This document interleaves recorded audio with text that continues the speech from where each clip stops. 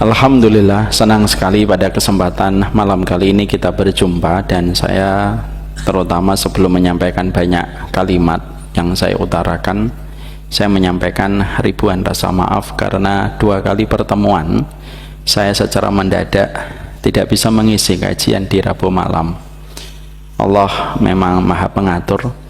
Mungkin karena udzur syar'i yang mendadak yang mendatangi saya menjadikan saya tidak bisa untuk menyampaikan 2 kali taklim secara berurutan. Tapi saya tahu betul kenapa Allah berikan itu kepada jamaah Masjid Al-Falah.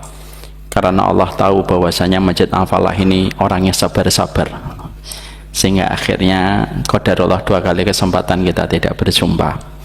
Dan tentunya Pak Haiban dengan seluruh gudang pantunnya yang tidak ada habis-habisnya, saya heran deh. Kelihatannya Citylink juga nggak gitu-gitu amat pantunnya, tapi beliau pantunnya terus-terusan ada.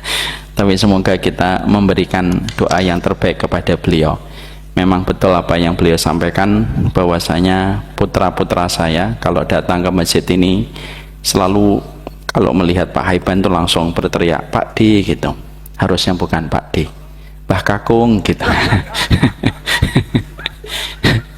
Dan harusnya itu yang benar. Tapi saya senang sekali bahwasanya Masjid Al-Falah akhirnya meraih satu hadiah dan penghargaan dari manusia, walaupun yang paling penting penghargaan dari Allah semata.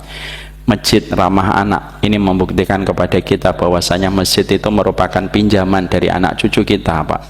Dan masjid ini harus kita kembalikan kepada anak cucu kita dengan cara yang terbaik. Itulah yang menjadikan kita harus paham, kita harus mengubah setiap masalah menjadi solusi yang kita berikan kepada umat.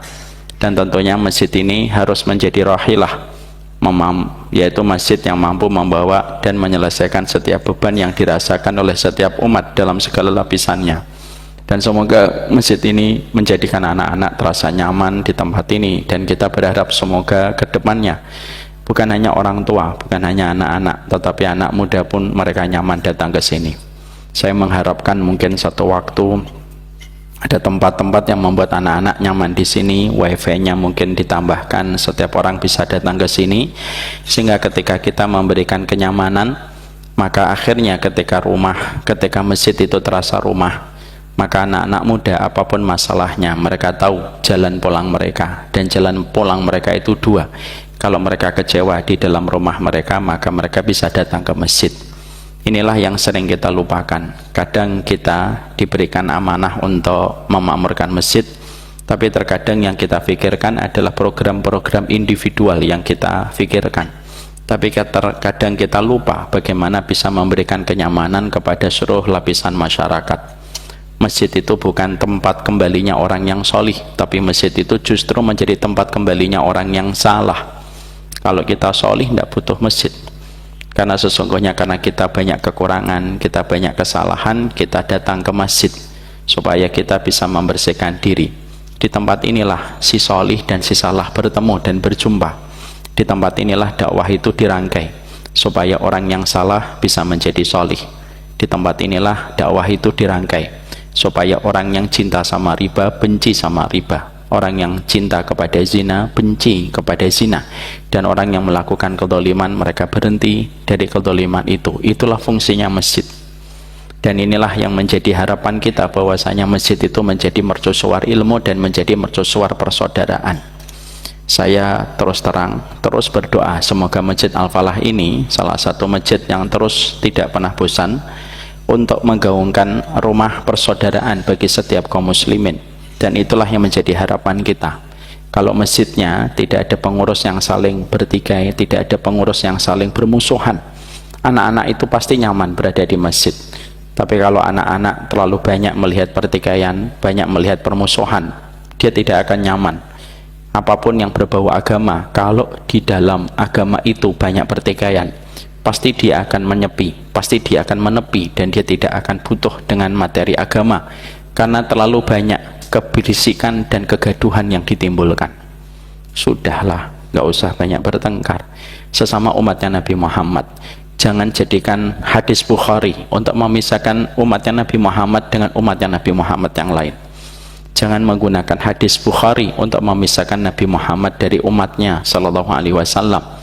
Dan jangan memisahkan antara kita dengan Nabi Muhammad, walaupun terkadang kita berbeda ijtihadnya dalam 1-2 perkara yang kita jumpai. Mungkin ada tetangga kita terkadang satu pendapat fikihnya salah, mungkin satu pendapat fikihnya salah, tapi bisa jadi ada 999 pendapat dan amal yang dia lakukan yang tidak kelihatan oleh mata kita, yang menjadikan Allah menerima amalnya walaupun ada satu pendapat fikih yang kita tidak sama dengan dirinya. Itu bisa jadi dia salah, tapi kita tidak tahu 999 amal yang dia kerjakan di belakang mata kita. Sudahi narasi gampang mengkafirkan, sudahi narasi gampang untuk menyesatkan, sudahi narasi pertikaian. Tidak ada yang bertepuk tangan kecuali adalah setan, dan semoga kita tidak menjadi setan dalam bentuk manusia. Mari kita mulai kajian kita pada kesempatan malam kali ini. Bismillahirrahmanirrahim. Assalamualaikum warahmatullahi wabarakatuh. Innal hamdalillah wassalatu wassalamu ala Rasulillah wa ala alihi wa sahbihi wa man tabi'ahum bi ihsan ila yaumil qiyamah. Keluarga besar Masjid Al-Falah dan kepada seluruh jamaah hadirin, bapak-bapak dan ibu yang semoga senantiasa kita mendapatkan pertolongan di dalam kehidupan kita. Tidak ada yang paling penting di dalam perjalanan kehidupan kita kecuali adalah pertolongan. Kalau bukan karena pertolongan Allah, tidak akan tegak kaki kita berdiri dan tidak akan lurus iman yang kita miliki sampai kita mendapatkan pertolongan dari Allah. Tidaklah kita melakukan ketaatan, tidaklah pula kita melakukan ibadah supaya memantaskan kita, supaya kita mendapatkan pertolongan di dalam perjalanan hidup kita. Hidup ini tidak selamanya flat, dan hidup ini tidak selamanya jalan lurus. Kita terkadang pasti akan menemukan perpisahan, dan pastinya kita menemukan kesulitan, dan pasti kita merasakan kesedihan, dan pasti kita juga merasakan pahitnya perpisahan. Maka tidak ada yang kita butuhkan di dalam perjalanan hidup kita kecuali adalah pertolongan dari Allah. Yang membedakan antara kita dengan para nabi itu banyak, tapi salah satu di antara pembeda antara kita dengan para nabi adalah para nabi mendapatkan pertolongan Allah yang lebih besar daripada setiap ujian yang mereka hadapi dan mereka jumpai. Bukan ujiannya yang kita risaukan, tetapi yang kita risaukan sebesar apa pertolongan Allah di dalam kehidupan kita. Karena sesungguhnya terkadang ujian itu Allah berikan untuk mendidik kita supaya kita lebih kuat, tetapi Allah memberikan pertolongan yang lebih besar di dalam perjalanan hidup kita. Pertolongan itulah yang menjadikan lautan bisa menjadi daratan. Pertolongan Allah itulah yang menjadikan pisau lalu berganti menjadi domba. Dan pertolongan itu pula yang menjadikan Ibunda Maryam di tengah penatnya dan beratnya ketika beliau mengandung seorang diri mampu melahirkan dengan selamat dan tidak terjadi pendarahan. Itu menunjukkan kepada kita persis dengan apa yang dikatakan oleh Imam Ibnu Qayyim, tidak ada yang paling kita butuhkan di dalam kehidupan kita kecuali adalah pertolongan. Itulah yang menjadikan kita memahami ada satu ayat yang kita lazimi dan kita baca 17 kali minimal di dalam keseharian kita. Ayat itu adalah iyyaka na'budu wa iyyaka nasta'in. Kepadamu ya Allah kita menyembah dan kepadamu kita meminta pertolongan. Karena pertolongan ketika telah hadir pada kehidupan kita, seberat apapun ujian, maka sesungguhnya pertolongan Allah itu memberikan energi dan memberikan petunjuk di dalam kehidupan kita dan memberikan kekuatan. Berapa banyak orang yang diuji hatinya lapang, tapi berapa banyak orang yang tidak diuji hatinya sempit.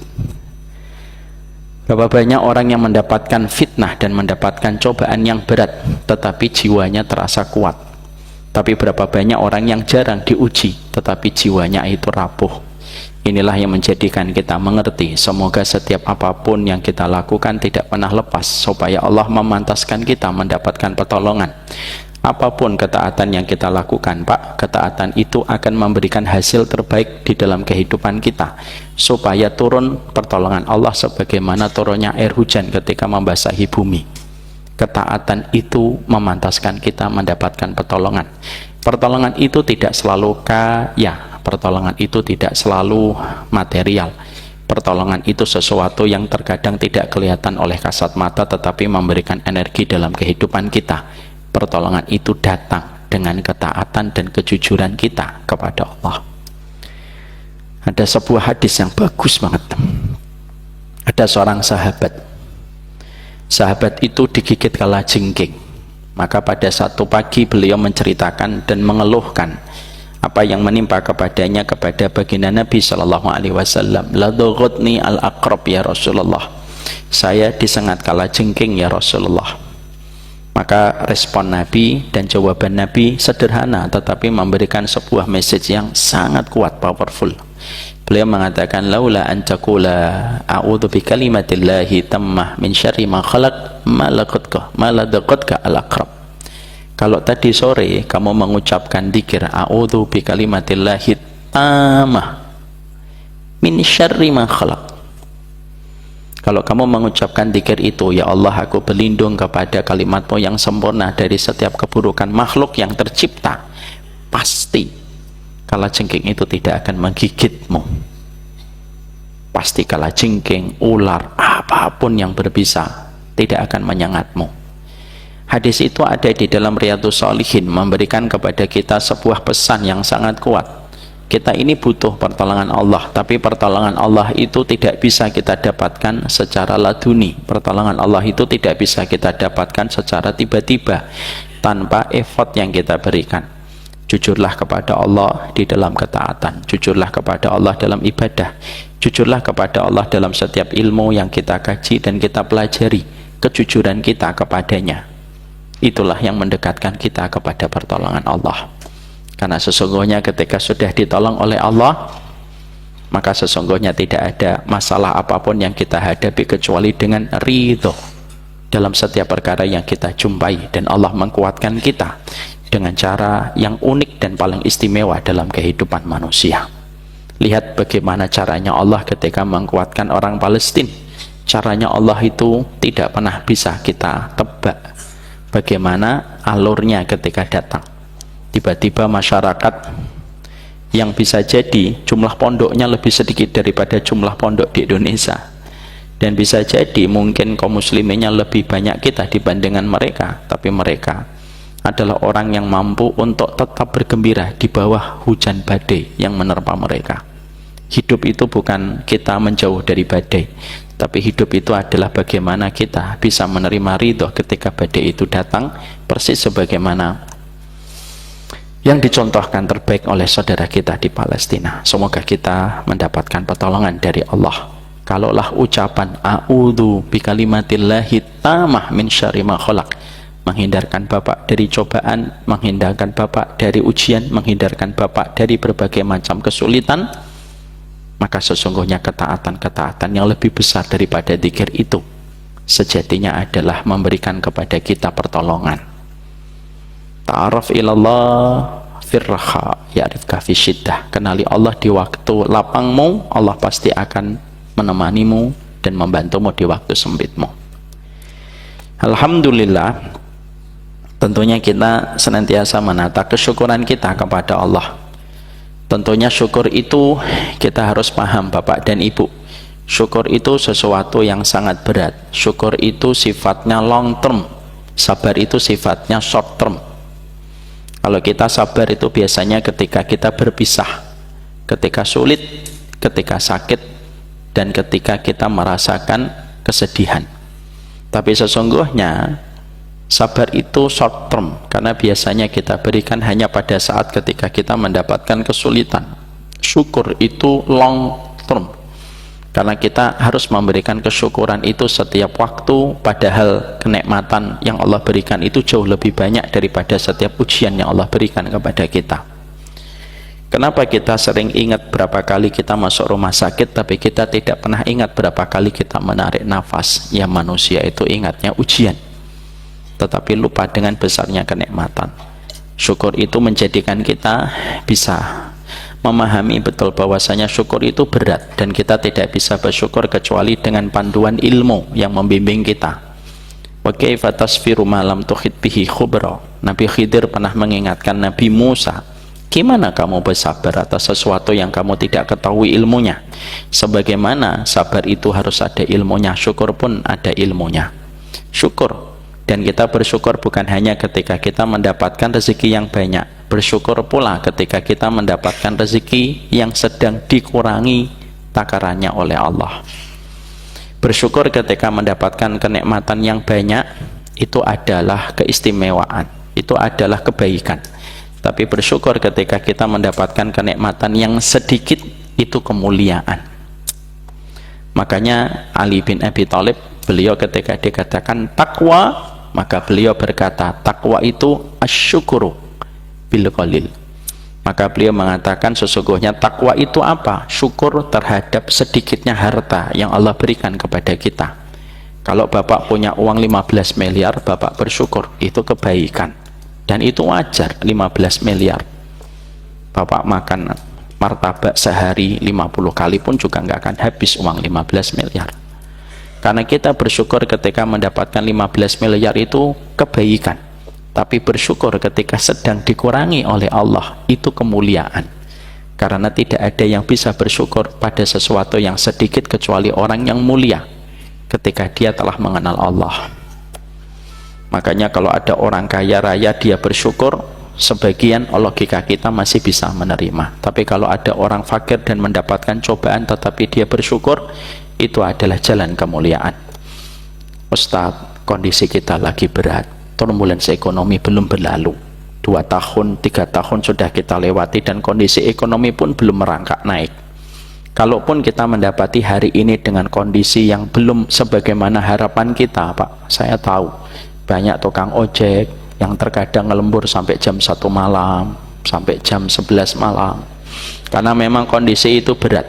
Banyak sekali pedagang-pedagang di pasar, terutama pasar tradisional sekarang menghadapi sulitnya pergerakan ekonomi ketika melambungnya setiap harga.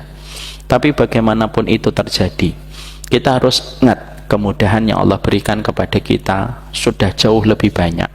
Dan kita harus ingat bagaimanapun terkadang yang sedikit itu bisa memberikan kepada kita kenikmatan. Maaf ya Pak, nikmatnya durian itu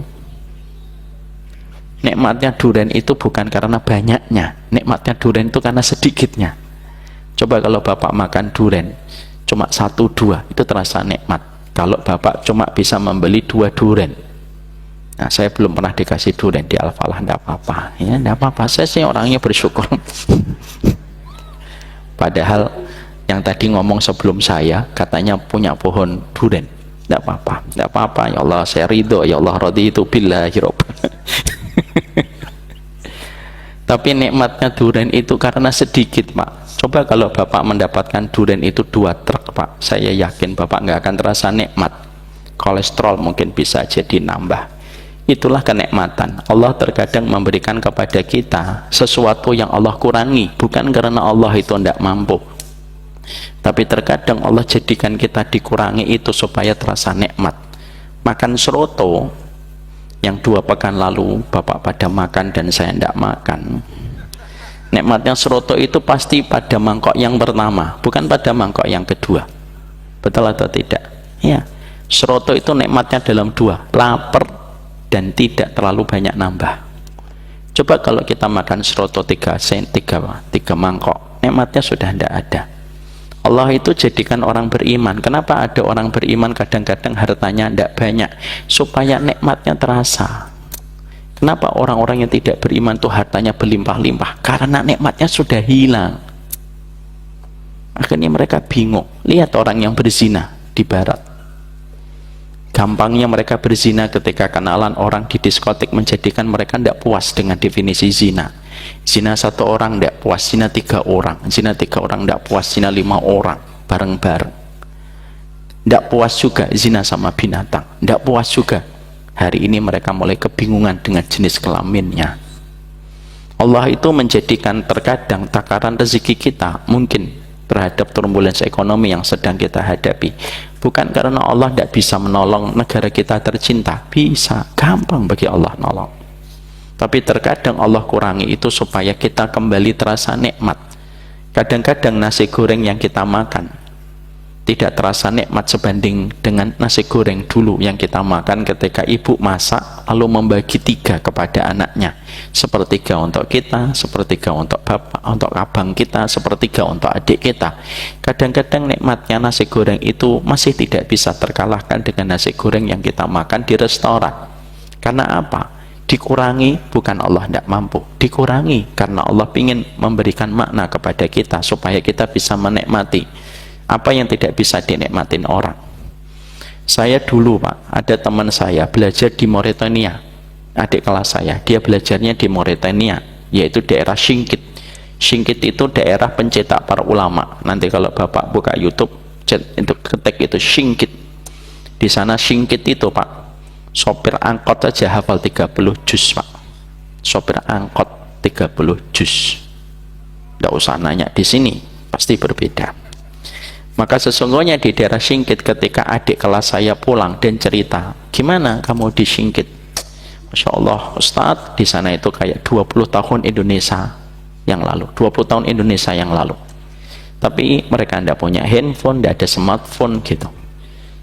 Lalu saya sempat berpikir, kenapa Allah tidak jadikan Singkit itu semaju Korea? Tapi saya akhirnya ketemu jawabannya ketika membaca tulisannya Imam Ibnu Qayyim. Kadang Allah tidak memberikan kepada seseorang dunia yang terlalu besar supaya dia nikmat menjalani kehidupannya. Di Singkit Pak, nggak ada itu namanya orang mati bunuh diri gara-gara bulian di media sosial.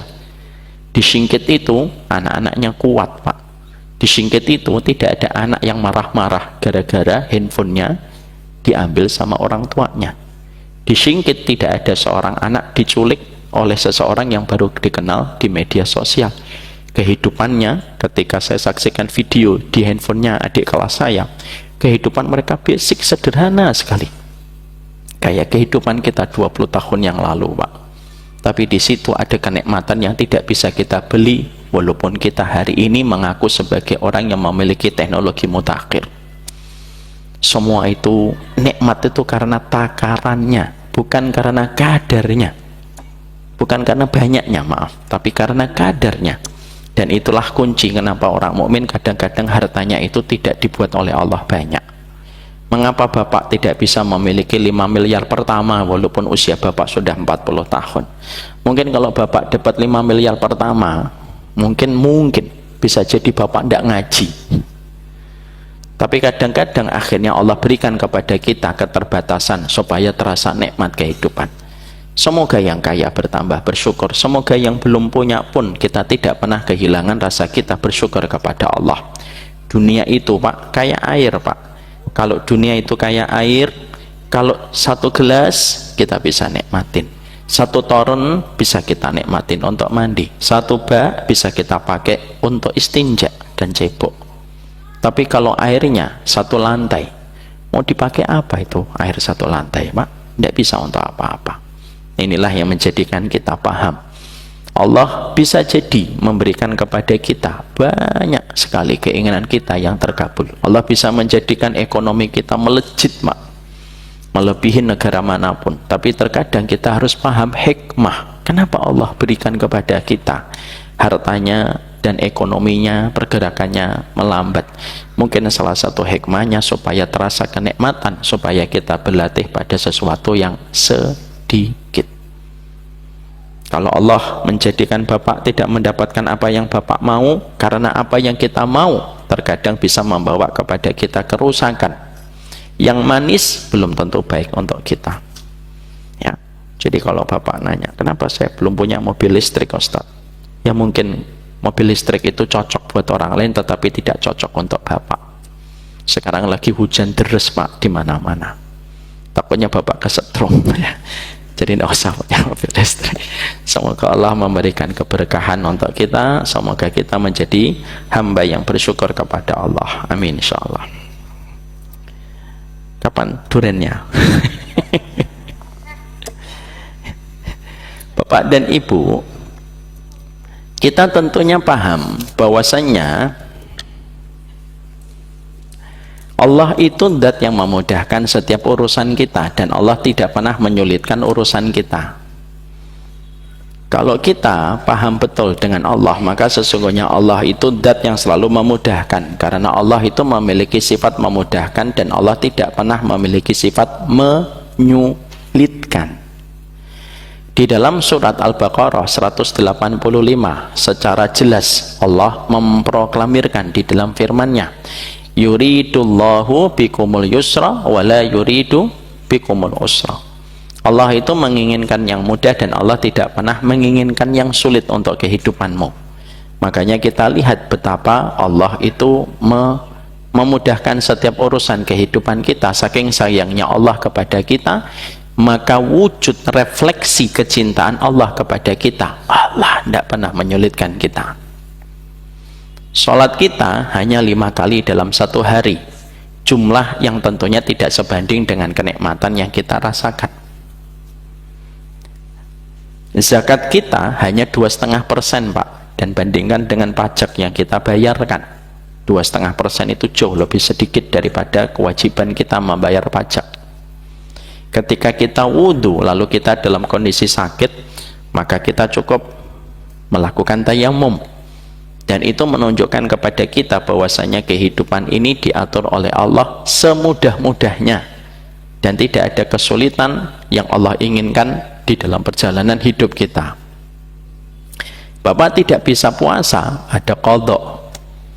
Bapak ketika memiliki harta belum sampai 1 nisab, tidak ada kewajiban zakat. Semuanya itu menggambarkan kepada kita Allah itu memudahkan kepada kita, dan Allah sejatinya tidak pernah menyulitkan kehidupan kita. Tapi ketika tiba-tiba di dalam kehidupan kita kok ada kesulitan yang hadir di dalam kehidupan kita, maka bisa jadi kesulitan demi kesulitan yang kita hadapi bukan karena Allah zalim dan jahat kepada kita, tapi bisa jadi ada kesulitan yang kita rasakan di dalam kehidupan itu karena perilaku kedua ulah tangan kita yang menjadikan kesulitan itu datang di dalam perjalanan hidup kita. Kenapa mobil baru terkadang cepat rusak? Bukan karena rusak ketika diproduksi, tapi bisa jadi mobil itu rusak karena ada prosedur pemakai yang tidak sesuai dengan standar pabrik, sehingga mobil itu baru 1 bulan dan 2 bulan memiliki banyak masalah. Bukan produknya yang cacat, tetapi terkadang kesalahan prosedur pemakaian yang dilakukan oleh customer. Itulah pula yang menjadikan kita akhirnya paham, kalaulah kita pada kehidupan kita dimudahkan oleh Allah, yang menyebabkan kesulitan dalam kehidupan kita itu apa Ustadz? Banyak. Makanya Allah menyampaikan kepada kita di dalam surat Asy-Syura ayat yang ke-30, wa ma asabakum min musibatin fabima kasabat aydikum wa ya'fu an katsir. Tidak ada musibah apapun yang menimpa kepadamu kecuali musibah itu dilakukan oleh kedua tanganmu sendiri, wa ya'fu an katsir. Tetapi sebagian besar dari dosa kita pun sudah dimaafkan oleh Allah. Tapi musibah itu terkadang datang di dalam perjalanan hidup kita karena kita melakukan sebuah dosa yang dilakukan oleh kedua tangan kita sendiri. Dan Bapak tahu kenapa hadirnya musibah dalam kehidupan kita? Para ulama lalu menerangkan, salah satu di antara banyak faktor yang menyebabkan kehidupan kita terasa sial, mendapatkan kemalangan, mendapatkan kesulitan, itu apa? Karena kita tidak betul-betul berdoa kepada Allah.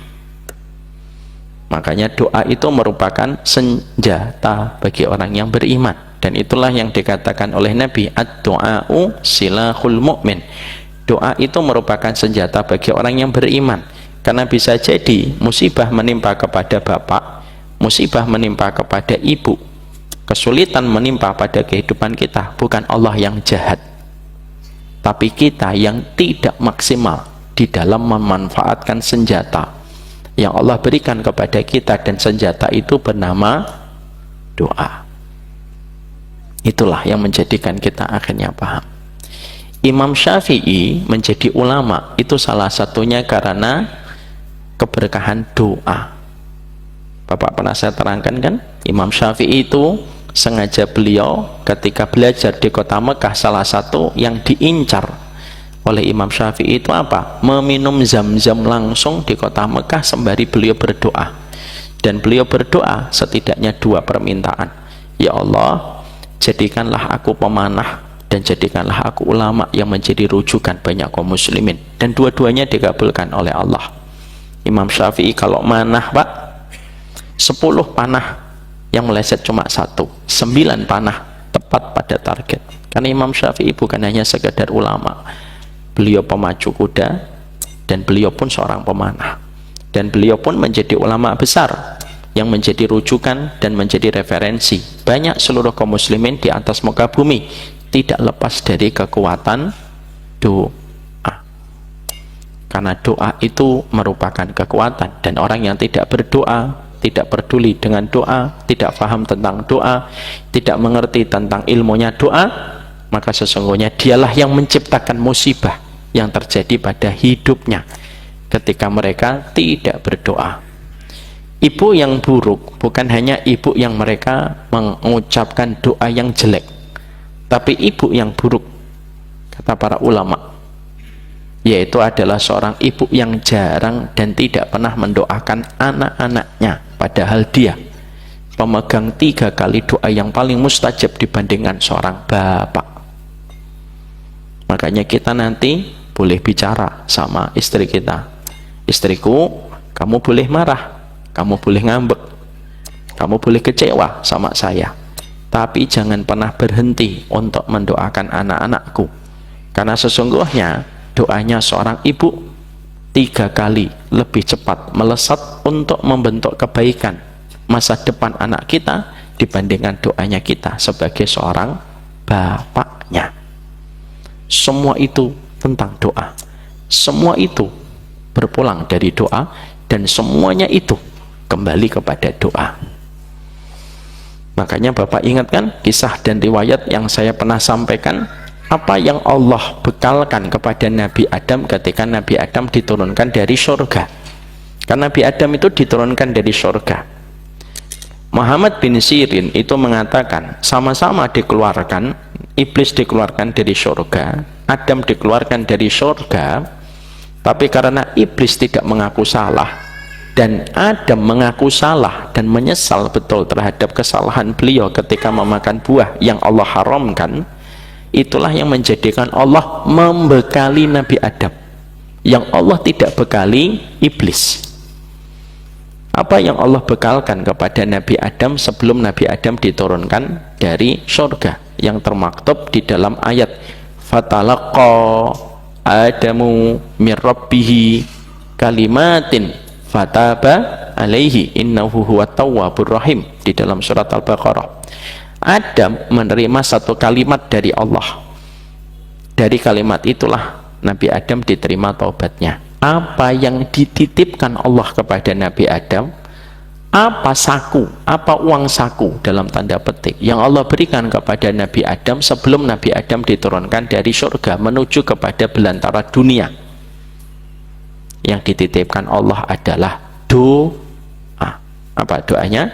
Rabbana dolamna anfusana wa illam taghfir lana wa tarhamna lanakunanna minal khasirin.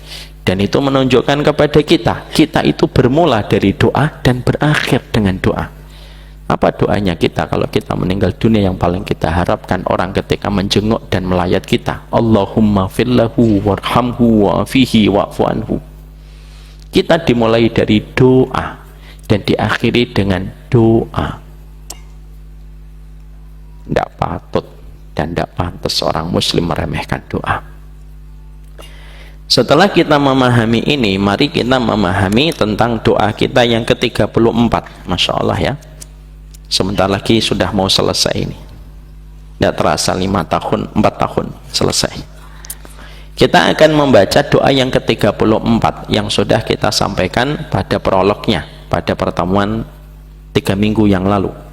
Kita sembari membaca doa surat Al-A'raf 89 bagi yang mendapati di dalam Quran, dibuka surat Al-A'raf 89 atau kita lafadzkan bareng-bareng doanya Nabi Syuaib untuk menjadi panduan untuk kita, dan kita hadirkan hati kita memberikan nyawa pada doa ini.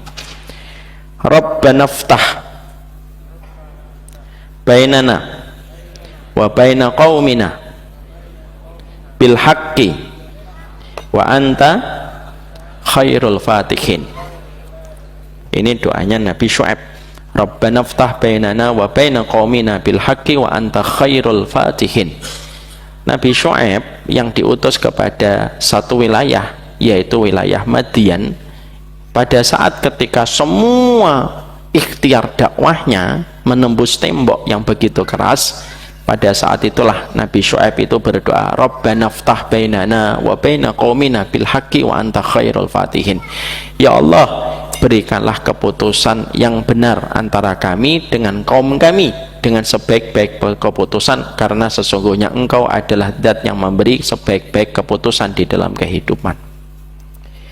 Kita akan mempelajari apa hikmah dan apa insight yang kita dapatkan di dalam ayat ini pada pertemuan yang kedua. Bapak dan Ibu harus paham, Nabi Syuaib, sebagaimana saya kemarin sampaikan, Nabi Syuaib itu merupakan Nabi yang memiliki gelar istimewa. Apa gelar Nabi Syuaib? Khatibul Anbiya. Nabi Syuaib itu merupakan ahli argumen atau orator terbaik di antara para nabi, karena sesungguhnya Nabi Syuaib itu merupakan nabi yang diberikan kekuatan hujjah, pemilihan diksi, dan yang terbaik di dalam penyusunan kalimat. Itulah Nabi Syuaib. Beliau hidup setelah masa kehidupan Nabi Lut.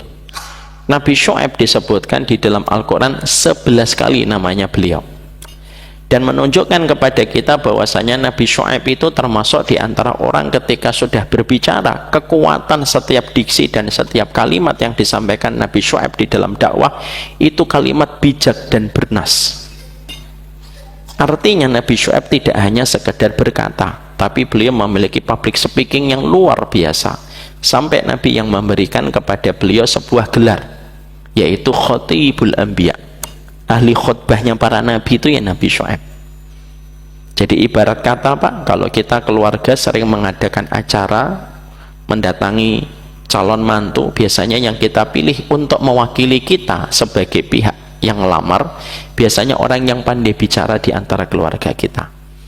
Kalau para nabi punya hajat, mungkin yang maju paling depan itu Nabi Syuaib, karena Nabi Syuaib itu Khatibul Anbiya. Ketika Nabi Syuaib itu disebut 11 kali dan memiliki gelar sebagai ahli khutbahnya dan oratornya para nabi, tapi toh kita juga menjumpai dan kita mendapati bahwasanya Nabi Syuaib itu akhirnya mendapati dakwahnya itu sebagaimana menembus ruang yang hampa, ketika tidak mendapatkan ketika tidak mendapatkan respon positif dari umatnya, sampai akhirnya beliau berdoa dengan doa ini. Mari kita ambil pelajaran di dalam masalah ini. Apa hikmah yang kita temukan dari doanya Nabi Syuaib? Nabi Syuaib itu ngajarkan kepada kita, Pak, jangan dendam. Hanya karena orang yang kita berikan kebaikan dan kita berikan ilmu tidak merespon apa yang kita sampaikan, jangan dendam. Karena Nabi Syuaib tidak dendam kepada kaumnya. Kaumnya Nabi Syuaib itu menyembah kepada satu pohon dengan kesyirikan, dan dia menyembah kepada Aikah, pohon Aikah. Kaumnya Nabi Syuaib itu melarang orang untuk datang menemui Nabi Syuaib, karena beliau betul-betul diembargo dan diisolasi. Nabi Syuaib itu, kaumnya Nabi Syuaib itu mengurangi timbangan, dan kaumnya Nabi Syuaib itu memberikan pajak yang sangat tinggi tanpa memberikan apapun balasan kepada mereka, kepada rakyatnya ketika memberikan upeti dan pajak. Dan kaumnya Nabi Syuaib itu setiap ada tamu yang lewat melalui daerah mereka selalu dikenakan pajak dengan pajak dan upeti yang tinggi. Itu kaumnya Nabi Syuaib. Tapi yang kita jumpai dan kita dapatkan pelajaran yang pertama yang kita jumpai, Nabi Syuaib itu tidak mengatakan Rabbana adibhum adzaban syadidan. Nabi Syuaib tidak mengatakan di dalam doanya ketika semua jalan dakwah yang sudah dirintis sama beliau bertahun-tahun untuk mengajak umatnya dari kesyirikan ketika menyembah kepada berhala, dan ketika kaumnya itu mereka mengurangi timbangan dengan secara nyata di setiap pasar dan market yang ada di dalam kaum Madian itu, tapi ketika dakwahnya menembus ruang yang kosong, Pak. Nabi Syuaib tidak dendam. Nabi Syuaib tidak memilih diksi, ya Allah siksa mereka dengan siksa yang berat. Tidak. Nabi Syuaib berdoa dengan sebuah diksi yang sangat indah. Ya Allah, bukakanlah, ya, belilah keputusan antara kami dan kaum kami dengan keputusan yang benar. Sesungguhnya engkau adalah sebaik-baik pemberi keputusan.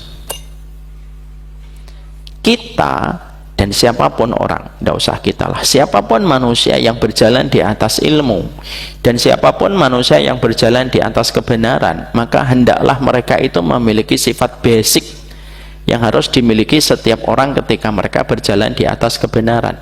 Dan salah satu sifat karakteristik basic orang yang berjalan di atas kebenaran itu apa? Jangan dendam, Pak.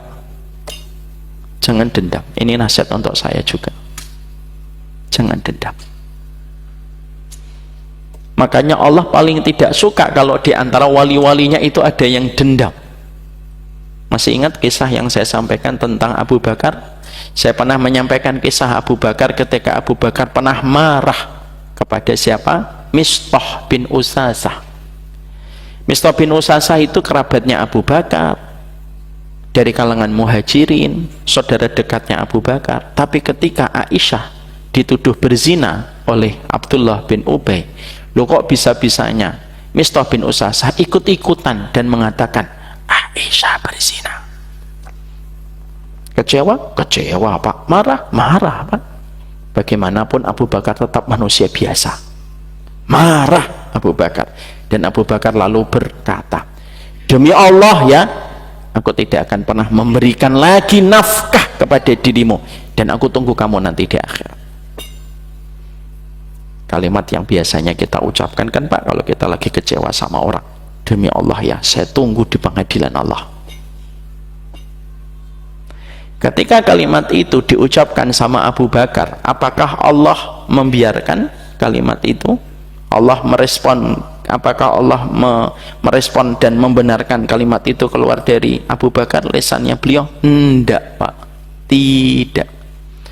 Allah menurunkan ayat untuk memberikan special treatment kepada Abu Bakar di dalam surat An-Nur 22. Di dalam surat An-Nur 22, maka Allah menyampaikan wal ya'fu wal yasfahu ala tuhibbuna ayaghfirallahu lakum. Abu Bakar, hendaklah kamu memberi maaf dan hendaklah kamu berlapang dada. Closingnya, Pak, penutupnya ayat itu indah untuk kita. Ala tuhibbuna ayaghfirallahu lakum. Apakah kamu tidak senang Allah memaafkan kamu kalau kamu memaafkan orang lain?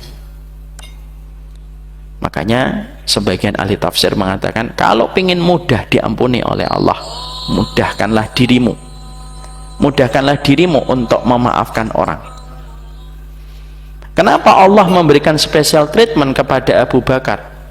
Kenapa Allah tidak biarkan kalimat Abu Bakar itu langsung naik ke langit dan Allah kabulkan? Karena Abu Bakar itu manusia terbaik setelah Rasulullah. Karena Allah tidak ingin di antara wali-walinya Allah itu ternoda hatinya ketika menyimpan nama di dalam dendam sebelum dia meninggal dunia. Allah yang mentreatment, Allah turunkan ayatnya. Lihat, Pak, berapa banyak orang yang bersumpah, tapi yang mendapatkan respon dari sumpahnya itu hanyalah Abu Bakar. Abu Bakar langsung itu diperingatkan oleh Allah, dan semenjak diperingatkan oleh Allah di dalam surat An-Nur 22, pada saat itulah Abu Bakar langsung memaafkan Mistah bin Usasah. Bukan hanya memaafkan, Pak, tetapi berbuat baik kembali kepada Mistah bin Usasah dan mengatakan, aku cabut sumpahku kepada Mistah bin Usasah dan aku berikan kembali nafkah kepada Mistah bin Usasah, walaupun Mistah bin Usasah menuduh putrinya berzina. Ciri orang yang berjalan di atas kebenaran itu jangan dendam. Dendam itu, Pak, tidaklah kembali kepada kita kecuali merusak kita. Besi rusaknya bukan karena ditendang, besi rusaknya bukan karena dipukul. Besi itu rusaknya karena karat. Manusia itu kadang rusak bukan karena dipukul, tapi karena ada di dalam hatinya. Jangan dendam. Ustadz, saya ngasih tahu istri saya ngasih tahu suami saya ngasih tahu anak saya, tapi mereka malah membalikkan perkataan saya dengan perkataan yang menyakitkan. Ada orang yang lebih baik daripada bapak, yang mendapatkan perlakuan lebih buruk daripada bapak. Kalau ada seorang ibu ketika dakwah sama suaminya belum diterima, ada perempuan yang lebih mulia daripada ibu berdakwah kepada orang laki-laki yang lebih buruk daripada suaminya ibu. Jangan dendam. Dendam itu sebagaimana karat ketika merusak besi. Makanya doanya Nabi Syuaib itu indah. Rabbana ftah bainana wa baina qaumina bil haqqi wa anta khairul fatihin. Ya Allah, Engkaulah pemberi keputusan, berilah keputusan yang baik antara kami dengan kaum kami, dan sebaik-baik memberi keputusan hanya Engkau. Apakah kita tidak bisa merasakan getaran cintanya Nabi Syuaib kepada kaumnya, walaupun kaumnya sudah betul-betul memusuhi Nabi Yusuf dan menempatkan Nabi Yusuf public enemy number one. Tapi Nabi Syuaib itu membalasnya dengan perkataan yang indah untuk menjelaskan kepada kita bahwasanya seorang muslim sebelum kita berdoa dengan doa ini, jangan ada dendam. Ingat-ingat Pak, pahala yang besar bagi orang yang memaafkan. Apa pahala yang besar bagi orang yang memaafkan? Saya sudah pernah sampaikan, tapi sebagai next reminder saya sampaikan. Manusia nanti kalau dikumpulkan di padang mahsyar, maka sesungguhnya nanti tiba-tiba ada panggilan dari para malaikat. Fayunadi munadin, ada panggilan dari para malaikat. Aina haula ajruhu 'ala Allah. Mana orang-orang yang mendapatkan hadiah, tropinya itu langsung dari Allah. Aina haula ajruhu 'ala Allah. Mana orang yang mendapatkan tropi penghargaan pahalanya itu langsung dari Allah dan tidak melalui kami? Siapa Pak menyeruak di antara kerumunan manusia itu, yang menyeruak untuk menyambut panggilan para malaikat itu siapa Pak? Bukan orang yang sholat, bukan orang yang puasa, bukan seorang dai, bukan Pak. Tapi yang menyeruak di antara kerumunan manusia yang berkumpul di padang mahsyar untuk menyambut panggilan malaikat itu, untuk mendapatkan tropi dari Allah langsung dengan pahala yang begitu berat, adalah orang yang ketika di dunia pernah tersakiti, pernah terdolimi, tetapi dia memaafkan. Di tempat khusus itulah penghargaan diberikan oleh Allah secara langsung dan tidak diwakilkan oleh para malaikat. Itulah yang dimaksudkan oleh Allah di dalam surat Asy-Syura. Faman afa wa aslaha fa ajruhu 'ala Allah. Siapapun yang memaafkan, dia berbuat baik, pahalanya langsung diserahkan kepada Allah, tidak melalui para malaikat. Dendam itu rusak sebagaimana besi rusak karena karat. Saya sering ngisi para dokter. Pekan lalu pun saya ngisi satu rumah sakit di daerah Solo. Di situ ada para profesor dan para dokter. Saya ngobrol dengan beberapa profesor setelah kajian selesai. Dok, benar nggak yang saya sampaikan? Yang mana Ustadz? Dendam itu merusak kesehatan kita secara fisik. Betul Ustaz. Dendam itu Pak menjadikan darah kita, pankreas kita, lambung kita, ginjal kita, semua terkena ada dampaknya. Makanya indahnya perkataan dari Nabi Syuaib, tidak ada dendam. Apa doanya Nabi Muhammad ketika kaum Taif melempari beliau? Beliau nggak dendam Pak. Dan ini yang paling susah. Hari ini tuh kalau guru sudah nggak senang sama orang, dendamnya tuh kelihatan di majelis. Makanya doanya Nabi Muhammad apa? Allahumma fir liqaumi fa innahum qaumun la ya'lamun. Ini dia nggak ngerti, diampunilah kaumku ini. Makanya kehidupan rumah tangga itu pun jangan sampai ada dendam. Kalaulah Nabi Syuaib berhadapan dengan kaum yang jelas-jelas sangat memusuhi beliau pun ternyata beliau tidak dendam, kita pun yakin tetangga kita, orang yang pernah kita temui, orang yang pernah berjumpa dengan kita, orang yang pernah berinteraksi dengan kita, saya yakin Mereka tidak sejahat kaumnya Nabi Syuaib, yang menjadikan kita pun harus belajar untuk memaafkan. Dakwah itu tidak menerima dendam. Dan kita harus ingat, di antara perkataan para psikolog barat, walaupun ini sudah expired ya sebenarnya, kalau dalam Islam sudah lama disampaikan, 80% penyakit fisik itu karena emosi yang tidak terselesaikan. Dan apa emosi yang tidak terselesaikan yang paling banyak merusak kehidupan hati manusia? Benci dan dendam. Ya. Makanya itu yang menjadikan kita paham. Maka insight yang kita dapatkan berikutnya dari kisahnya Nabi Syuaib itu apa? Penuntut ilmu tidak boleh dendam. Seorang dai tidak boleh dendam. Boleh kita kecewa, Pak. Namanya kecewa tetap boleh. Namanya kita manusia biasa. Kadang kita dibenci sama orang yang tidak kita tahu alasan kita dibenci itu pun apa. Sedih boleh, tidak terima boleh, tapi semoga kita bisa menetralisir hati kita dan kita tidak dendam. Rabbana ftah bainana wa baina qaumina bil haqqi wa anta khairul fatihin. Sudah dan kita lanjutkan poin berikutnya. Apa yang kita jumpai dari doanya Nabi Syuaib pada waktu setelah habis sholat isya sebentar? Barakallahu fikum, ini dapat saya sampaikan. Semoga Allah merawat hati kita dan tidak membiarkan dendam ini menguasai hati dan jiwa kita. Wassallallahu ala nabiyina Muhammad walhamdulillahirabbil alamin. Assalamualaikum warahmatullahi wabarakatuh. Assalamualaikum warahmatullahi wabarakatuh. Kita lanjutkan sebentar. Jadi setelah kita memahami doa yang begitu indah terlantun dari lisan Nabi Syuaib ketika beliau berdoa, Rabbana ftah bainana wa baina qaumina bil haqqi wa anta khairul fatihin, memahamkan kepada kita bahwasanya setiap pelaku kebenaran, setiap orang yang duduk di taman-taman ilmu, hendaklah mereka adalah orang yang senantiasa mampu menetralisir dirinya dari kebencian. Ini sekaligus pula menjadi teguran untuk saya. Inilah yang menjadikan kita senantiasa harus memahami betul, sesungguhnya dendam itu yang terkadang bisa merusak kebaikan dan kualitas kehidupan kita, dan sesungguhnya dendam itulah yang terkadang bisa menjadikan kita begitu sulit dan begitu berat untuk dimaafkan oleh Allah, diampuni oleh Allah, karena kita senantiasa menyimpan dendam, luka di dalam perjalanan hidup kita. Kadang-kadang orang itu menyakiti kita, maka sesungguhnya kita itu memiliki dua pilihan. Bisa jadi ketika dia datang untuk menyakiti kita, membuat kita semakin tenggelam dan semakin terkubur. Tapi bisa jadi ada pilihan yang kedua.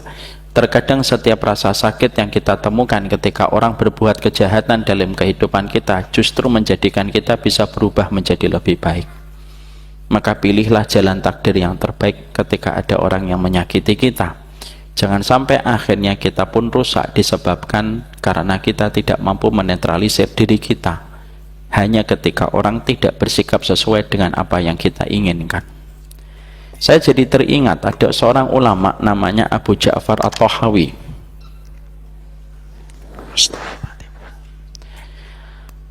Ya Rabbah. Ada seorang ulama, Pak, namanya Abu Ja'far At-Tahawi. Beliau itu ketika waktu masih kecil, beliau itu sangat susah untuk menghafal dan sangat susah untuk belajar. Ketika beliau sangat sulit untuk belajar dan begitu sangat sulit untuk memahami, menghafal gitu, maka beliau punya seorang ulama, memiliki seorang guru dan sekaligus paman, kalau tidak salah namanya Imam Muzanni. Maka Imam Muzanni itu pernah berkata kepada beliau, anak semacam dirimu tidak akan punya bakat jadi ulama. Kalimat itu menohok kepada hatinya Abu Ja'far At-Tahawi kecil yang masih belia. Tapi dari kalimat itu akhirnya beliau terus berusaha dan keluar dari lingkaran kelemahannya dan keluar dari lingkaran kebodohannya, dan akhirnya beliau menjadi ulama besar. Maka beliau pernah mengucapkan satu kalimat, kalaulah pamanku masih hidup hari ini, maka beliau harusnya membayar sumpahnya ketika beliau bersumpah bahwasanya anak semacam diriku tidak bisa menjadi ulama dan Allah takdirkan aku bisa menjadi ulama. Makanya beliau memiliki sebuah kitab monumental yang menjadi warisan peninggalan ilmunya Abu Ja'far At-Tahawi, yaitu Aqidah Tahawiyah. Itu merupakan salu kitab yang disusun sama seorang ulama yang waktu kecil pernah dibuli dan disakiti, tetapi dia bangkit dan akhirnya menjadi ulama besar. Imam Az-Zahabi, kalau bapak dan ibu sering membaca kitab, pasti kenal dengan seorang ulama yang bernama Imam Az-Zahabi. Imam Az-Zahabi itu menjadi ulama pun juga sama, karena sering dikomentari dengan komentar pedas. Tulisanmu kayak ulama, tapi dengan maksud untuk menyindir. Tapi dari kalimat itulah akhirnya dia jadi ulama. Jadi disitulah kita akhirnya paham. Terkadang orang Allah hadirkan untuk kita, untuk menyakiti kita, supaya kita bisa keluar dari zona yang selama ini kita sering melakukan kesalahan, supaya kita bisa berubah menjadi yang lebih baik. Sekali lagi, orang yang menyakiti kita memberikan kita dua pilihan. Apa yang dia lakukan menguburkan kita, atau apa yang dia lakukan menjadikan kita bisa berubah menjadi lebih baik. Tapi disitulah kita memahami Nabi Syuaib mengajarkan kepada kita tidak ada dendam kalau kita menjadi orang yang menyampaikan kalimat kebenaran ketika kita merangkai jalan dakwah. Itu yang pertama. Yang kedua yang kita pelajari dari doanya Nabi Yusuf, Rabbana ftah bainana wa baina qaumina bil haqqi wa anta khairul fatihin. Yang kedua yang kita dapatkan dan kita jumpai, kita harus paham dakwah itu kayak menanam benih, Pak, yang kita tidak pernah tahu kapan benih itu akan tumbuh. Dan bisa jadi kita tidak pernah menemukan hasil dari apa yang kita tanam kecuali nanti ketika kita di surga. Nabi Syuaib tidak berjumpa tunas dari dakwah yang beliau semai, yang beliau tanam sepanjang hidupnya. Karena apa? Karena kaumnya itu akhirnya disiksa oleh Allah dengan awan yang begitu panas. Dan akhirnya Allah lumat mereka. Dan Allah tidak sisakan kaumnya kecuali hanyalah sedikit yang menjadi pengikutnya Nabi Syuaib. Tapi kita di situ akhirnya belajar dakwah pun sama, Pak. Dakwah itu kayak menanam benih yang kita tidak pernah tahu kapan benih itu akan tumbuh. Sama kalau kita mendakwai keluarga kita. Mendakwai keluarga itu harus dengan sabar. Karena sesungguhnya kita tidak pernah tahu kapan dakwah kita kepada keluarga dan kapan dakwah kita kepada orang di sekitar kita itu menemukan tunasnya dan memberi kebaikan di dalam kehidupan kita. Sudah sering saya sampaikan, Pak, berapa banyak seorang bapak dakwah kepada anaknya hari ini ditolak, besok ditolak, lusa ditolak, pekan depan ditolak, tahun depan ditolak, sepanjang hidup ditolak. Tapi setelah bapaknya meninggal dunia, lalu dibungkus dengan kafan, lalu diantar ke peristirahatan di dalam liang kuburnya, tidak lama setelah itu, setengah tahun, tiba-tiba sang anak mendapatkan hidayah dan akhirnya anaknya bisa menjadi baik dan sholat, bukan ketika bapaknya masih hidup, tapi justru ketika bapaknya telah meninggal dunia. Padahal itu yang diminta bapaknya sepanjang hidup. Tidak kita pernah tahu, Pak, dakwah kita itu kapan diterima sama keluarga kita. Saya pernah berjumpa dengan seorang anak muda, separuh badannya bertato. Saya tanya, kapan mulai hijrah, Mas? Sudah sekian bulan, sekian waktu. Lalu saya tanya, apa yang menjadikan antum akhirnya hijrah? Bapak tahu alasannya apa? Dia akhirnya hijrah itu karena dia ketika ibunya meninggal dunia dan beliau memandikan. Dan ketika memandikan tergetar itu, seluruh badannya bergetar. Dan dia biasanya memanggil mamahnya selalu direspon. Tapi pada saat ketika ibunya meninggal dunia, dia mengatakan, "Mah, Mah." Dan pada saat ketika ibunya diam, tidak sama sekali merespon panggilan beliau, pada saat itulah dia tersadar. Nangis, ambruk, gemeter badannya, lemes sampai ibunya dikuburkan. Dan ketika ibunya dikuburkan, disitulah dia akhirnya belajar ngaji, taklim, salah satunya hadir di kajian saya. Yang mana permintaan ibunya ketika hidup itu salah satunya, ngaji loh nak sama Ustadz Umar, tapi nggak pernah direspon. Kapan dia respon? Ibunya sudah wafat pak, baru ngaji. Makanya dia ngomong, Ustadz tahu ibu saya tuh selalu bilang ke saya, mbok ngaji senelona, ada Ustadz namanya Ustadz Omar Mita ngaji. Saya nggak pernah dengerin Ustadz, tapi justru saya merespon permintaan ibu ketika beliau sudah wafat. Kita pak belajar dari kisah-kisah ini sebagaimana kita belajar dari Syuaib. Dakwah itu kayak nanam benih, dan kita hanya petani yang tidak pernah tahu kapan hasil panennya kita diberikan oleh Allah. Kita pun sama pak, kalaupun kita dakwai anak kita, kita pun juga tidak pernah tahu di antara anak kita itu nanti manakah yang betul-betul memberi manfaat untuk kita. Kita pun tidak tahu, tapi tetap dakwai anak yang terbaik. Bisa jadi di antara 7 anak kita nanti 5 yang akhirnya menjadi hambanya Allah, tapi bisa jadi 7-7-nya menjadi hambanya Allah. Bisa jadi 8-8-nya hambanya Allah yang solih dan baik, tapi bisa jadi yang pernah kita dapatkan sebagaimana kisahnya Nabi Yakub mendakwai 12 anaknya, 10 anaknya pernah terjatuh dalam kesalahan, membuang Yusuf ketika membunuh Yusuf, tapi dalam perjalanan waktu ketika tidak pernah berhenti berdoa, di dalam doanya innama ashku bathi wa husni ilallah, 10 anaknya akhirnya bertaubat, dan akhirnya Nabi Yusuf bisa memaafkan saudara-saudaranya tanpa dendam. La tasriba alaikumul yaum, tidak ada dendam untuk kalian. Itu ucapan Nabi Yusuf kepada 10 saudaranya. Para nabi itu musuhnya banyak, tapi dendamnya tidak ada. Makanya Nabi Yusuf pun tidak mengatakan kepada 10 saudaranya setelah 10 saudaranya tahu kalau ternyata Perdana Menteri Mesir itu adalah Yusuf yang mereka buang. Ucapannya apa Yusuf? Tidak ada dendam untuk kalian. Tapi akhirnya 10 anaknya Nabi Yusuf itu akhirnya menyadari kesalahannya dan bertaubat. Itulah dakwah pak. Dakwah itu tidak pernah dibangun di atas kebencian.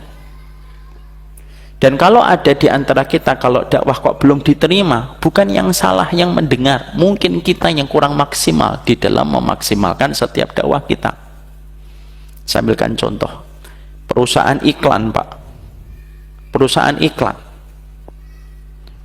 ketika dia melemparkan satu iklan 1 menit 1 produk, ternyata gagal viral, dan ternyata iklan itu tidak diterima lapisan masyarakat dan berlalu begitu saja tanpa mendapatkan engagement yang tinggi dari masyarakat. Pernah nggak perusahaan iklan lalu mengomentari masyarakat, dasar masyarakat bodoh, goblok, iklan dibuat dengan miliaran malah tidak pernah viral? Tidak pernah pak. Perusahaan iklan langsung duduk rapat dengan direksinya dan berkata, kenapa iklan kita biayanya sudah 1 miliar tapi tidak viral di customer? Perusahaan iklan tidak pernah menyalahkan masyarakat, tetapi perusahaan iklan menyalahkan internalnya mereka sendiri. Dakwah pun sama. Hari ini kalau mengkambing hitamkan orang gampang. Contoh, orang tua anaknya marah sama dia langsung ngomong durhaka, gampang, selesai pak, enak.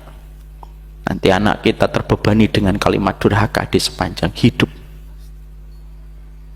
Padahal kita tanpa sadar, kamu yakin kamu tidak durhaka sama anak sebelum anakmu durhaka kepadamu hari ini?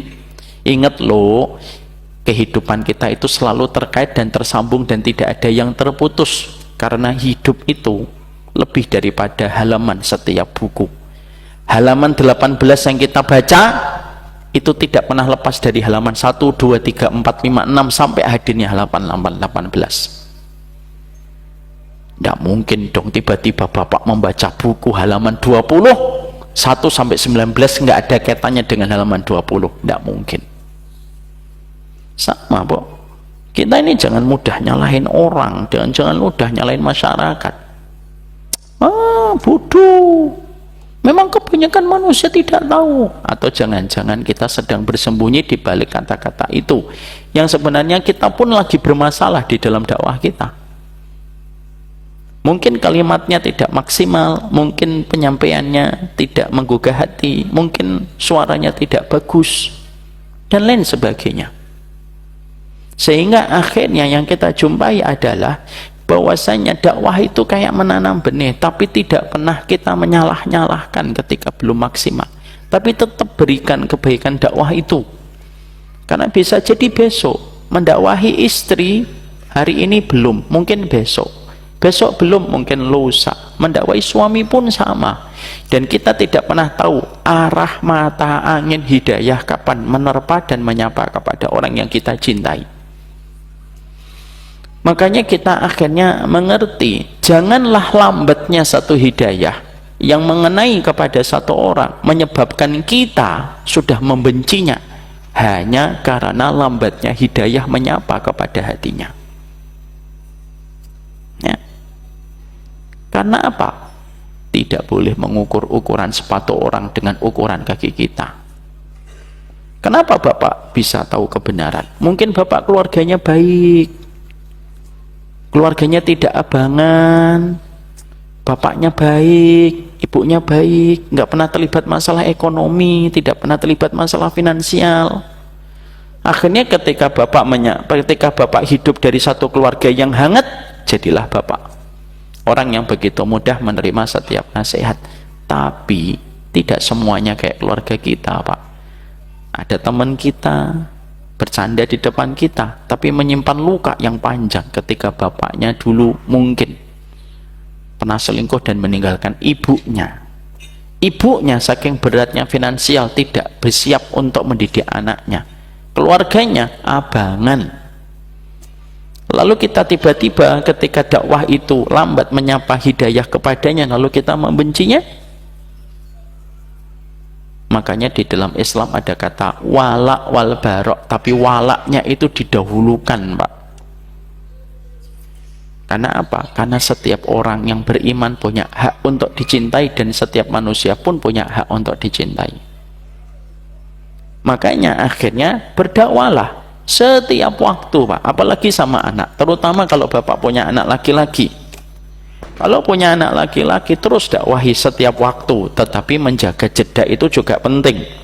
Tapi dakwahnya kepada keluarga itu tidak boleh cuti dan tidak boleh jeda, tapi mengatur waktunya itu boleh diatur supaya tidak menciptakan rasa bosan. Kalau bahasanya Imam Nawawi, al-iktisadu fit ta'ah. Kalau bahasanya Imam Nawawi apa? Sederhana, ketika memberikan nasihat ketaatan itu jangan terlalu terus menerus, tapi mendakwainya itu terus, tapi mendakwainya itu harus konsisten sampai diantara kita meninggal salah satunya. Bapak kalau punya anak laki-laki itu miliknya Bapak 100%, walaupun dia punya istri 4, apalagi cuma istri 1. Maka mendakwainya setiap waktu. Kenapa? Anta wa maluka li abika, kamu dan hartamu itu milik orang tuamu. Makanya dalam Islam, Pak, hubungan anak dan bapak menahan hukum kisos. Kalau dalam bahasa fikihnya, al-ubuwatu tamna'ul kisos, hubungan bapak dan anak itu bisa menggugurkan hukum kisos dalam Islam. Saking begitu besarnya kehidupan anak dimiliki sama ibu dan bapaknya. Artinya perspektif yang kita kaitkan dengan kisahnya Nabi Syuaib itu apa? Dakwain keluarga itu terus menerus, setiap saat, setiap waktu. Anak kita sudah SMA tetap, Pak, ditelepon sholat, ya besok sholat. Dan sesungguhnya itu merupakan basic kewajiban yang tidak pernah meranggas dan tidak pernah gugur selama-lamanya. Saya kalau boleh cerita dikit, insya Allah tidak apa-apa, karena ibu saya sudah meninggal dunia. Ibu saya, Pak, nelpon saya hampir tiap hari, setiap subuh, setiap hari. Padahal ketika saya dulu tinggal di Pamulang, sebelum saya akhirnya memutuskan pindah ke Bekasi, entah karena kebaikan atau hal yang lain saya tidak tahu, saya akhirnya pindah ke Bekasi. Ketika saya tinggal di Pamulang, Pak, setiap hari saya kajian subuh kecuali hari Senin. Jadi setiap hari itu ada kajian subuh karena saya tinggal hanya kira-kira 50 meter dari masjid komplek, masjid besar, masjid Jami. Setiap hari saya menyampaikan tafsir hadis, tapi ibu saya selalu nelpon tiap subuh. Saya pernah ngomong, Bu, ngapunten, maaf, ndak usah telepon terus, kasihan ibu kalau pagi-pagi repot harus nelponin saya insya Allah bangun karena saya ada kajian subuh kecuali hari Senin. Terima kasih banget ditelepon, Bu, tapi saya takut khawatirnya merepotkan ibu. Apa jawaban? Saya masih ingat sekali jawaban ibu, entah ibu dapat dari ustadz atau kiai, saya tidak tahu, tapi saya belajar dari kalimat itu. Apa kalimat ibu? Nang, kamu bangun atau tidak bangun itu urusan kamu dengan Allah. Bahasa Jawanya, nang, kowe tangi ora tangi itu urusanmu sama Allah, tapi kewajiban ibu membangunkan kamu setiap panggilan Allah datang. Dan itu dilakukan beliau. Hari Ahad subuh saya masih ditelepon, Ahad malam beliau terkena serangan jantung, meninggal dunia Senin dini hari. Ini pelajaran yang kita dapatkan apa? Nabi Syuaib, dakwah itu sampai last minute kehidupan kita. Punya anak laki-laki itu kebanggaan, Pak, tapi tanggung jawabnya besar. Bangunin anak sholat subuh, gendong, bawa ke masjid. Mungkin dia tidur di sajadah masjid, tetap kewajiban kita, Pak. Makanya nanti kalau kita nikahkan putra kita, kalau saya, Pak, boleh ikut boleh enggak, kalau saya akan ngomong sama calon istrinya, maaf ya nak, walaupun nanti sudah nikah sama kamu, tetap izinkan Abi ya nelpon anaknya Abi untuk ngasih tahu kewajibannya. Salah satunya kewajibannya yang baik kepada dirimu, karena itu yang dibutuhkan. Dakwah itu nanam benih, terus ditanam, dan bisa jadi kita nanti mendapatkannya kapan? Ya setelah kita meninggal dunia. Makanya bisa jadi akhirnya anggota keluarga kita itu nanti mendapatkan kabar gembira dengan perubahan kita. Ketika ada anggota keluarga kita yang meninggal, dia akan lapor kepada keluarga kita yang lebih dulu meninggal dunia, oh fulan sekarang sudah taat, fulan sekarang sudah solih, walaupun sebelumnya ketika ibunya belum meninggal, anak itu belum solih. Karena kita paham ya Pak, orang kalau di dalam kubur itu reuni kecil antara anggota keluarganya, antara keluarga yang baru datang dengan anggota keluarga yang sudah lama meninggal dunia, ketemu dengan satu syarat, ketika sama-sama mendapatkan kenikmatan kubur. Dan kenapa ketemu? Dalam riwayat Muslim, mereka mengupdate berita tentang keluarganya yang mereka terputus semenjak mereka meninggal dunia. Cara mereka mengupdate dari keluarga yang baru saja meninggal, yang baru datang ke alam barzakh, ketika sama-sama mendapatkan kenikmatan kubur. Salah satunya ditanya, gimana anakku? Oh sekarang sudah solih. Bisa jadi itu terjadi. Inilah yang menjadikan kita akhirnya, poin yang kedua, janganlah lambatnya hidayah yang datang kepada seseorang itu menjadikan kita akhirnya bosan dan trauma dengan dakwah. Karena sesungguhnya mendakwahi itu perjalanan panjang, dan ini merupakan perjalanan yang paling berat, Pak. Perjalanan yang paling berat itu senantiasa menyampaikan kebenaran kepada keluarga kita setiap waktu dan setiap saatnya. Tapi mari belajarlah dari konsepnya dakwah para nabi. Dakwah itu tugas seumur hidup tanpa ada cuti dan tanpa ada jeda, setiap saatnya. Dan saya sampaikan paling penting nomor 2, Jangan suka-suka nyalahin umat hanya gara-gara dakwahnya kita belum diterima sama mereka. Mungkin yang salah bukan mereka, kita yang kurang persiapan di dalam berdakwah, kita yang kurang memberikan solusi atas masalah yang mereka jumpai, kita yang kurang ketika kita kurang mencintai dan minus mencintai mereka. Ya paling gampang itu ya nyalahin, paling gampang salah kalian itu, salah besar, berada dalam kesesatan nyata. Nah itu kalimat paling simpel dan paling prematur yang bisa diucapkan orang. Tapi indahnya perkataan para nabi itu adalah mereka tetap berdakwah walaupun mereka mendapatkan kebencian, mengakar pada kehidupan mereka membenci para nabi. Yang kedua yang kita dapatkan itu adalah sesungguhnya kita menjumpai Nabi Syuaib itu luar biasa. Lambatnya perjalanan hidayah tidak boleh menjadikan kita putus asa, dan lambatnya satu perjalanan dakwah menjadikan kita tidak membenci orang yang belum menerima dakwah kita. Daerah Madian Pak itu sekarang masuk kepada wilayah geografi negara Yordania Pak, dan Yordan sekarang itu mayoritas penduduknya muslim Pak. Artinya dakwahnya Nabi Syuaib tidak gagal. Dakwahnya Nabi Syuaib itu hanya dipending kemenangannya oleh Allah, dan tidak diperlihatkan oleh Allah kepada Nabi Syuaib ketika hidup. Kenapa Allah terkadang mempending hidayah untuk orang yang kita cintai ya Ustaz? Ya supaya kita banyak berdoa dan doa kita mustajab kan Pak, kalau kita bersabar. Coba kalau kita semua anggota keluarga kita semuanya sudah baik, malah kita nanti lupa berdoa sama Allah. Bapak punya anaknya hafal 30 juz, orangnya lembut sama bapak, sopan sekali, tabungannya 30 miliar Pak, sekali gesek 30 juta. Ketika proposal Al-Falah minta lift, dikasih 3 lift sama anak kita.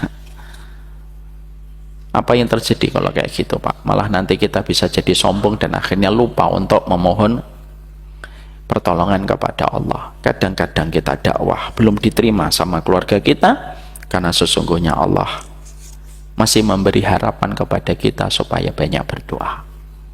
Itu yang kedua.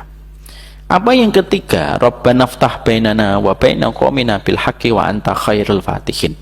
Yang ketiga, bulan depan, pekan depan insyaallah. Nah, sabar, hati-hati, belajar doa itu tidak usah buru-buru. Ini yang mungkin bisa kita sharing pada kesempatan hari ini. Berarti hari ini ada berapa tadabbur Pak? 1, apa? Jangan ada dendam. Yang kedua apa? Dakwah itu memberi kesabaran, dan lambatnya perjalanan hidayah kepada orang tidak menjadikan kita berputus asa untuk senantiasa berdakwah. Karena dakwah itu sebagaimana menanam benih. Hanya saja bedanya kita dengan petani. Petani bisa memprediksi kapan mereka panen, tapi kalau dakwah tidak bisa kita prediksi kapan kita bisa panen, karena dakwah itu berkaitan hati, dan pemilik tunggal serta mutlak hati manusia itu miliknya Allah. Barakallahu fiik. Semoga Allah berikan kepada kita hati yang bersih, hati yang tidak menyimpan dendam. Amin insyaallah. Ini yang dapat saya sampaikan untuk kali ini. Tidak apa-apa kalau ada yang mau bertanya. Kalau ada yang mau bertanya silahkan. Kalau tidak ada yang mau bertanya, jangan dipaksakan bertanya, karena itu bid'ah dalam pertanyaan. Alhamdulillah ada sesi tanya jawab. Silahkan, mungkin ada yang ingin bertanya. Ya silahkan. Di belakang jauh banget ya. Gimana kalau maju ke depan supaya pakai mic? Maju ke depan Bapak. Ya, pakai mic supaya yang di rumah bisa mendengarkan. Ya Silakan Bapak, kedengaran Bapak.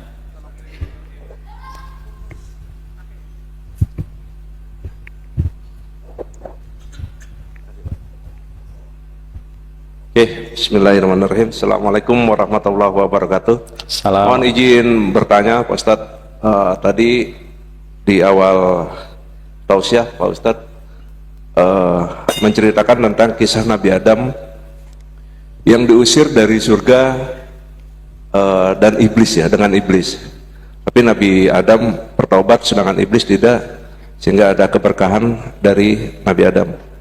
Nah, pertanyaan saya begini Pak Ustadz, iblis juga kan diusir ya dari surga, diusir ke bumi entah ke neraka.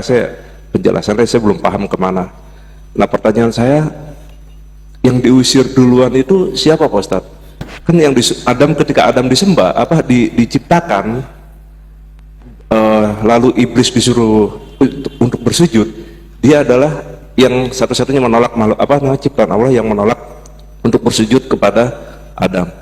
Nah, ketika itu mungkin iblis yang diusir oleh Allah dari surga. Nah, ketika itu iblis kan bilang, dia minta untuk tenggang waktu, ya, minta untuk diberi tenggang waktu lah. Saya nggak ngerti tenggang waktunya itu seperti apa yang dimaksud itu, sampai hari kiamat nanti. Nah, ketika Nabi Adam itu masih di surga dengan Hawa, pertanyaan saya, ketika iblis sudah diusir itu, siapa yang membisikkan Nabi Adam itu, Siti Hawa, untuk mendekati buah yang dilarang itu, atau buah khuldi itu Pak Ustadz? Jadi kurang lebihnya begitu Pak Ustadz. Terima kasih. Assalamualaikum warahmatullahi wabarakatuh. Waalaikumsalam warahmatullahi wabarakatuh. Bismillah. Bapak yang semoga Allah rahmati, yang pertama, iblis itu diturunkan pertama kali sebelum Nabi Adam. Saya jawab singkat dulu karena ini cukup panjang Pak. Di mana diturunkan iblis itu? Diturunkan di atas lautan Pak. Makanya Rasulullah mengatakan dalam hadis riwayat Muslim, wa kana arsyuhu 'alal ma', sesungguhnya kerajaan iblis itu di atas air. Makanya kalau kita mendapati fenomena-fenomena aneh di lautan dan samudra, maka kita boleh mengkorelasikan secara tidak langsung apakah itu ada kaitannya dengan kerajaan iblis. Mungkin, tapi kita tidak boleh menebaknya secara pasti karena itu merupakan perkara gaib, hanya Allah yang tahu. Oh, saya tahu Ustaz, di mana? Segitiga Bermuda. Enggak, jangan kebanyakan baca yang tidak ada literasinya. Oh, saya tahu Ustaz, di mana? Pantai Selatan. Nah, terlalu banyak kisah klinik yang kamu baca. Maka kita mengembalikan itu dalam proses bahwasanya itu kerajaannya di atas air. Tempatnya di mana? Tidak penting. Itu termasuk dalam kategori ilmu apa? Imam Qurtubi, ilmuhu la yanfa' wa jahluhu la yadur. Kamu tahu tidak terlalu bermanfaat, kamu tidak tahu pun tidak membahayakan. Kita kalau tidak tahu Pak, kerajaan iblis di mana, kira-kira bahaya nggak untuk kita? Enggak. Tahu pun nggak penting juga untuk kita. Ya, makanya ada satu ulama dulu pernah ditanya begini, iblis itu nikah nggak? Nikah, karena dia punya anak. Iblis itu kawin nggak? Kawin, karena dia punya anak. Siapa nama makhluk yang dinikahi sama iblis? Maka ulama itu menjawab, saya tidak tahu, karena pada saat dia nikah saya tidak diundang. itu bercandanya para ulama begitu. Tapi yang jelas iblis diturunkan dan membangun kerajaannya di atas air. Nabi Adam diturunkan setelahnya. Nabi Adam diturunkan setelahnya itu Nabi Adam diturunkan di daratan Hindia, karena sebagian kata para ulama, ya, di dalam kitabnya Imam Ibn Katsir Al-Bidayah wa Nihayah, Hawa diturunkan di daerah Jeddah. Makanya diambil dari kata jiddatun, itu diambil dari bahasa Arab jiddah. Jiddah itu apa Pak? Nenek. Karena sebagian ahli tarikh, ahli sejarah itu mengatakan sesungguhnya Hawa diturunkan di Jeddah, dan Nabi Adam dan Hawa diturunkan tidak, mereka diturunkan bareng tapi tidak dalam posisi yang sama, dipisahkan. Selama berapa tahun? Imam Ibn Katsir mengatakan 200 tahun. Dan itu sebagian ulama mengambil sebuah pelajaran penting, kemaksiatan itu bisa memisahkan dua orang yang saling mencintai. Sekarang pertanyaannya, kalau iblis diturunkan, lalu setelahnya itu Adam, pertanyaannya, terus siapa yang menggoda Adam ketika mendekati buah yang dilarang oleh Allah? Imam Qurtubi, Pak, menjelaskan ini, bahwasanya pada saat itu iblis yang menggoda Adam. Maka iblis itu menggoda Adam melalui satu binatang yang masuk ke dalam surga. Sebagian ahli tafsir itu mengatakan pada saat itu iblis masuk dalam bentuk ular, lalu akhirnya menggoda Adam untuk memakan buah itu dan membisikkan kepada Adam bahwasanya buah itu memberikan kekekalan. Tapi sesungguhnya di situ kita mendapati bahwasanya seluruh ahli tafsir sepakat bahwasanya yang menjadikan Adam tergelincir itu untuk memakan buah yang diharamkan oleh Allah itu adalah iblis. Tapi para ulama berbeda pendapat tentang bagaimana iblis ketika bisa masuk ke dalam surga pada saat itu. Karena pada saat itu Allah masih menjadikan takdir itu berjalan. Imam Qurtubi itu mengatakan bahwasanya iblis datang dalam bentuk ular yang pada saat itu masih bisa memiliki kaki. Lalu pada saat itulah dia membisikkan kepada Adam. Sebagian ahli tafsir mengatakan dengan ragam tafsir yang berbeda-beda. Tapi setelah kejadian Adam dikeluarkan, semenjak saat itulah pintu surga tertutup rapat untuk iblis. Karena iblis sudah diharamkan selama-lamanya setelah peristiwa keluarnya Nabi Adam untuk tidak bisa mendekati surga. Makanya dia mendapatkan sifat ar-rajim, terlaknat. Laknat itu apa? Jauh dari rahmatnya Allah. Puncak rahmatnya Allah itu surga. Kalau Nabi Adam tidak diharamkan dari surga. Hukumannya hanyalah temporer. Dia dikeluarkan sebentar dari surga tetapi untuk kembali. Ada satu perkataan bagus dari Imam Ibnu Qayyim. Kalau tidak salah Imam Ibnu Qayyim atau Ibnu Jauzi, maaf kalau saya salah. Nabi Adam itu mengajarkan kita bahwasanya kita harus pulang kembali ke kampung halaman, yaitu surga. Sama dengan keledai. Keledai itu pun sama, mengajarkan kita untuk kembali pulang ke kampung halaman kita. Karena apa? Keledai itu, Pak, merupakan binatang yang sejatinya binatang ini banyak sekali sifat jeleknya yang disebut oleh Allah. Salah satunya suaranya itu suara jelek, makanya janganlah bersuara kayak suara keledai. Tapi keledai itu memiliki kelebihan, Pak. Apa kelebihannya keledai? Keledai itu kalau kita tarik dari kandangnya, kita ajak jauh gitu, kemana-mana, muter berapa kali, keledai itu selalu mampu untuk menghafal berapa kali belok untuk balik lagi ke kandangnya. Itu keledai. Kayak kucing, Pak. Kucing itu dibawa ke tempat yang jauh, dia bisa balik. Saya pernah punya pengalaman sama ibu saya. Nang, itu kucingnya udah terlalu banyak, yang satu tolong ditaruh di pasar aja. Bu, siap Bu? Saya bawa, Pak, sepeda kucingnya ke pasar. Saya taruh di pasar. Cek. Setelah mau pulang ketemu teman, ngobrol ke rumahnya, ngobrol sebentar, setelah itu pulang. Ibu saya nanya, kucingnya udah dibuang di pasar? Udah, tuh kucingnya. Kucingnya sudah balik, Pak, padahal saya belum nyampe. Itu kucing, Pak. Lah, Imam Ibnu Jauzi itu bagus banget. Nabi Adam itu mengajarkan kita untuk selalu bisa pulang ke kampung halaman. Keledai pun ngajarin kita supaya bisa pulang ke kandang kita. Makanya kalau ada orang mukmin kok tidak bisa balik ke kampung halaman, dia tidak lebih buruk daripada keledai. Tapi disitulah kita paham, semenjak dikeluarkannya Nabi Adam, semenjak saat itulah Allah menutup rapat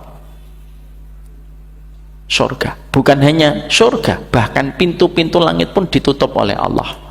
Makanya kalau ada peristiwa meteor, maka sesungguhnya itu adalah rujuman lisyayatin. Itu merupakan rajam, yaitu pelompar yang dilemparkan kepada setan yang mencuri berita di langit.